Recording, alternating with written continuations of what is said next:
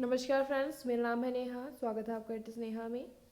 तो जैसे कि कल जो है आंसर की एंटिटी की है जो आ गई है, तो आपने अपनी जो आंसर और क्वेश्चन के जो आंसर थे वो चेक कर लिए होंगे।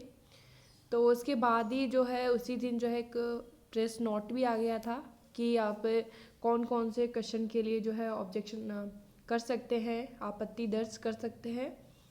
तो इसके लिए जो डेट दी है बोर्ड ने वो ये है कि 27 मार्च से लेके 29 मार्च तक आपके पास टाइम रहेगा। इसमें आप जो है जो भी क्वेश्चन आपको लगता है कि ये गलत है, लेकिन उसके साथ ही आपके पास जो है ऑथेंटिक सोर्स होना चाहिए, कोई पर्टिकुलर बुक होनी चाहिए, उसी के साथ आप जो है ये जो है ऑब्जेक्शन करें। तो इसके लिए जो फीस है मिनिमम वो 100 रुपये है। तो ये आप बात आप ध्यान रखें, या फिर हर किसी क्वेश्चन के लिए आप ऐसे ही जो है नहीं करें आपत्ति दर्ज। तो जैसे कि इसमें लिखा हुआ है कि ऐसे जो आपको देना है आपत्तियों के लिए पोर्टल पर जो आपको एसएसओ पे जाके आपत्ति जो दर्ज करनी है, तो उसके लिए आपको पुस्तकों के प्रमाण जो है होने चाहिए ऑनलाइन, तभी संलग्न होंगे। ठीक है, ऐसे प्रमाण के प्रत्येक प्रश्न पर अपना रोल नंबर आपको लिखना है। उसके बाद संबंधित प्रश्न की क्रम संख्या लिखकर ही अपलोड करें। संदर्भ में पुस्तक का नाम और लेखक लेखकों के नाम, प्रकाशक का नाम और संस्करण वर्ष और पृष्ठ संख्या भी लिखा जाना आवश्यक है। या फिर वांछित प्रमाण नहीं होने की स्थिति में आपत्तियों पर विचार नहीं किया जाएगा। तो आपको सबसे पहले ये बात रखनी है कि ऑथेंटिक बुक होनी चाहिए। और तो इससे पहले मैंने बताया था कि आपके जो है क्वेश्चंस डिलीट होने चाहिए, लेकिन जो बोर्ड की आंसर की आई है तो इसमें जो है आंसर की जो इसमें कोई भी क्वेश्चन जो है डिलीट नहीं है, पूरे क्वेश्चन के जो है आंसर दिए गए हैं। तो ये काफ़ी गलत बात है कि जो क्वेश्चन इररिलेवेंट थे कि उनका जो आंसर काफ़ी बहुत कुछ अलग अलग है, जो मैं बताऊंगी कि कितने जो क्वेश्चंस के आंसर दे, वो सभी के ज़रूरी नहीं है कि सबके सही हो वो, क्योंकि सबने अलग अलग आंसर दिया है अपने नॉलेज के अकॉर्डिंग। तो वो एक गलत बात है। हालांकि मोस्टली जब भी टीचिंग एग्ज़ाम होती है तो उसमें जो साइकोलॉजी का पोर्शन होता है उसमें ऐसा ही कुछ होता है जिसमें जो आंसर होता है एक बोर्ड में जो एग्जामिनर होता है उसकी मेंटलिटी पे डिपेंड करता है कि वो किस तरह के आंसर को जो है सही मान रहा है, कि उसको कौन सा आंसर सही लग रहा है। कि जैसे क्वेश्चन को मैं बताऊंगी कौन से क्वेश्चन जो है एक उनके लिए अपन जो है अगर गलत भी है तो उनके लिए कुछ सोर्स या फिर उनका एक प्रमाण नहीं दे सकते हैं ऑथेंटिक वाला। ठीक है, कि प्रूफ नहीं दे सकते कि ये क्वेश्चन गलत है। तो एक बार प्रश्न देख लेते हैं। जैसे ये क्वेश्चन है कि नवजात शिशु का आकार एवं भार कितना होता है। तो कहीं भी किसी बुक में ऐसा एज इट नहीं लिखा हुआ कि 19.5 हो या फिर 7.5 पाउंड हो। तो उसमें क्या है, राउंड फिगर में हर मोस्टली जो बुक होती है उसमें लिखा हुआ होता है। ऐसा किसी एनसीईआरटी की बुक में भी नहीं है, लेकिन उन्होंने जो है आंसर दिया है। तो इसके लिए अपन कोई पर्टिकुलर बुक भी नहीं ले सकते, क्योंकि मोस्टली जो सारी बुक्स हैं उनमें कुछ ना कुछ तो चेंज है। तो इस तरह के क्वेश्चन पे आप अगर ऑब्जेक्शन करेंगे तो ये सही नहीं होगा, आपके पैसे जो है वो वेस्ट ही जाएंगे। तो आप ये तो चीज़ नहीं करें। अगर बोर्ड अगर खुद डिलीट कर देता तो काफ़ी अच्छा था।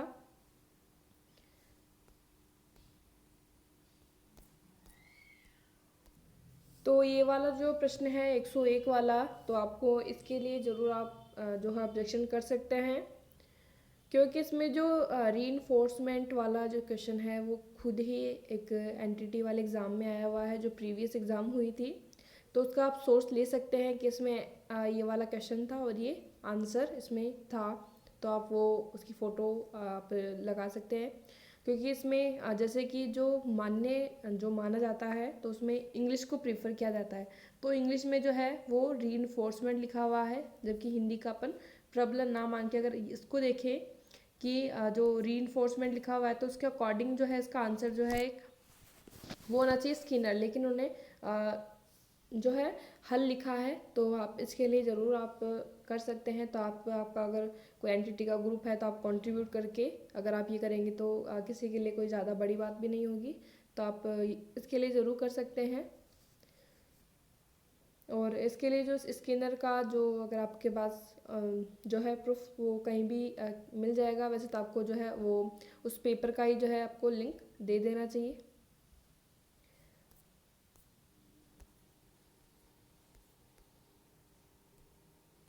जैसे ये क्वेश्चन है कि इसमें अध्यापक विद्यार्थियों को सामाजिक बुराइयों के समाज पर पड़ने वाले बुरे प्रभाव से अवगत कराना चाहती है, तो इससे जो है सबसे उपयुक्त माध्यम क्या होगा।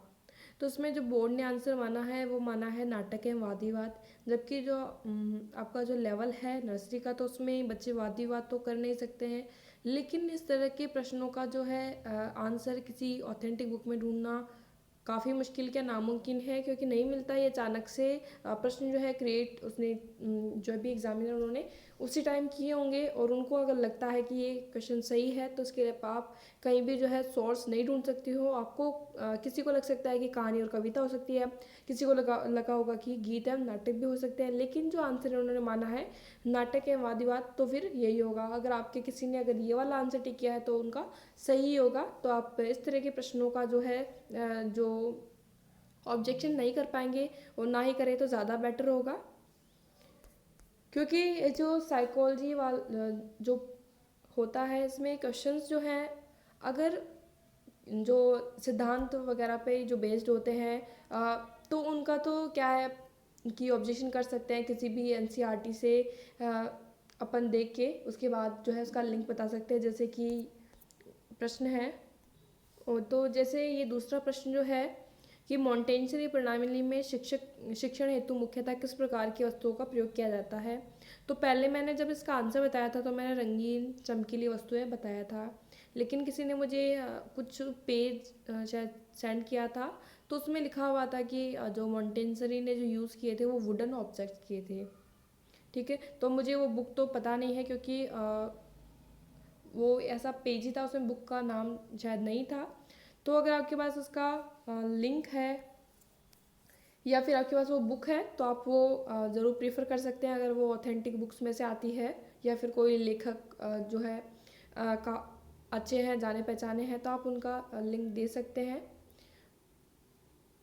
कि इसमें अगर उसमें लिखा हुआ है कि वुडन की जो वस्तुएं हैं उसमें यूज़ होती थी, तो ये भी आप देख सकते हैं अगर आपके पास किसी के पास भी है। हालांकि मैं भी कोशिश कर रही हूँ कि अगर मुझे मिल जाए तो, क्योंकि मैंने काफ़ी ढूंढा लेकिन मुझे इस तरह का जो एक नहीं मिला, क्योंकि इसमें एक कई चीज़ें होनी ज़रूरी है कि एक बुक का प्रॉपर नाम भी होना चाहिए, एक ऑथेंटिक हर चीज़ होनी चाहिए, तो ये भी ज़रूरी बात है। तो इस क्वेश्चन को भी आप देख सकते हैं, अगर आपके पास सोर्स है ऑथेंटिक तो आप इसके लिए जो है ऑब्जेक्शन कर सकते हैं।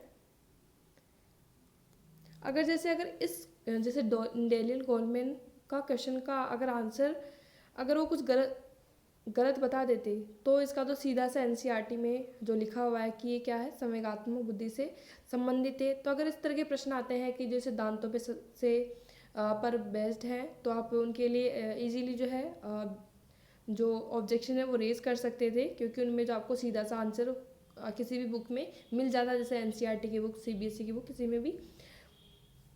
लेकिन जब जो मैंने अभी पहले का क्वेश्चन जो बताया है उसमें कहानी कविता जो भी, तो उस तरह के क्वेश्चन का आप आंसर कहीं भी नहीं ढूंढ पाएंगे। जो एग्जामिनर को सही लगेगा वो उसी क्वेश्चन को जो आंसर है वो सही मानेंगे। और इसके अलावा अगर आपको किसी क्वेश्चन में लगता है कि ये क्वेश्चन गलत है, या फिर मेरे पास जो है एक पर्टिकुलर आंसर है कि यहाँ पे ऐसा आंसर दिया हुआ है, यहाँ पे गलत है, तो आप वो भी कमेंट बॉक्स में कमेंट करके बता सकते हैं, ताकि और लोगों को भी ये पता चले। और अगर आपके पास कोई भी प्रूफ है तो आप उसका भी लिंक बता सकते हैं। और अगर आप किसी भी प्रश्न में अगर आपत्ति दर्ज करते हैं तो आप एक साथ जो कंट्रीब्यूट करेंगे तो ज़्यादा बेटर रहेगा।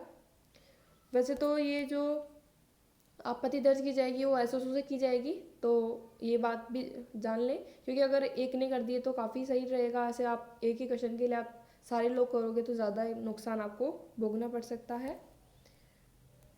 तो जैसे कि बोर्ड के आंसर के आने के बाद जो है काफ़ी जो है डिक्रीज हुए हैं आपके मार्क्स, या फिर आपके जो क्वेश्चन हैं वो काफ़ी कम, थोड़े राइट हो, ज़्यादा भी इतना कि नहीं है कि पूरे आधे ही हो गए, कि हाँ थोड़ा बहुत चेंज आया है। तो आपको इस बारे में बिल्कुल भी चिंता करने की ज़रूरत नहीं है।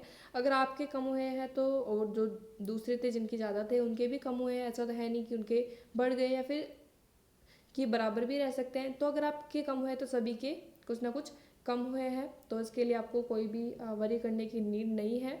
और जो कट ऑफ है तो मैंने आपको पहले भी कहा था, जो फर्स्ट लिस्ट जो आएगी वो थोड़ी बहुत हाई रहेगी।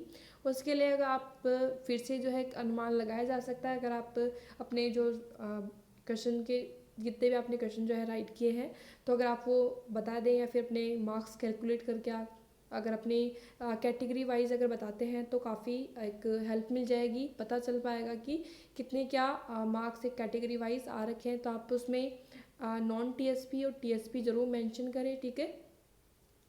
तो ये बात है। उसके अलावा जो भी आपकी कैटेगरी है वो भी आप साथ में लिख दें, ऐसे नहीं आप सीधा बस मार्क्स बता रहे हैं तो उससे पता नहीं चल पाएगा। और जिसके भी मार्क्स की मिनिमम जो 10 जो क्वेश्चन है किसी न किसी के गलत हुए हैं, तो जैसे मैंने आपको जो एक उदाहरण के लिए बताया था कि कुछ क्वेश्चन ऐसे होते हैं जिनमें कोई भी ऐसे अलग से दिमाग लगा के या फिर ऑथेंटिक बुक को लेके नहीं बताया जा सकता। वो एक मेंटलिटी पे डिपेंड करता है कि एक एग्जामिनर उस क्वेश्चन का आंसर क्या मान रहा है। तो ये भी आप बात जाने, अगर आपने और अगर टीचिंग एग्ज़ाम दी है तो आपको थोड़ा एक्सपीरियंस होगा। तो इसके लिए आप एक ही चीज़ कर सकते हैं कि आप जो है अपने जो क्वेश्चंस आपके ठीक हुए हैं वो मुझे कमेंट बॉक्स में कमेंट करके बताएं, ताकि जो है एक कट ऑफ का अंदाज़ा लगाया जा सके। वैसे तो जो आपका रिज़ल्ट है वो जो डेट आई थी, जो कि मैंने इसके लिए वीडियो एक प्रॉपर बनाया था, उसमें लिखा हुआ था कि जो एनटीटी का जो रिज़ल्ट है वो अप्रैल में आने की संभावना बताई जा रही थी। तो देखते हैं कि क्या अप्रैल में आ पाता है कि अप्रैल में या फिर मई के स्टार्टिंग में। तो वैसे तो 1 महीने के अंतराल में आ जाना चाहिए, तो उसके लिए भी आप वेट कर सकते हैं। तो वीडियो कैसी लगी आप ज़रूर बताएं, अच्छी लगी तो लाइक करें एंड शेयर करें, और पहली बार इस चैनल पे आए हैं तो सब्सक्राइब करें एंड बेल आइकन प्रेस करें, ताकि आपको रोज़ आने वाली वीडियोज़ की नोटिफिकेशन टाइम पर मिल जाए और आप इसी तरह एक बेहतरीन जो है न्यूज़ से जुड़ पाए। आपको एक क्वालिटी वाला कंटेंट जो है दिया जाता है, ऐसे फर्जी न्यूज़ यहाँ पे नहीं फैलाई जाती है। So thank you.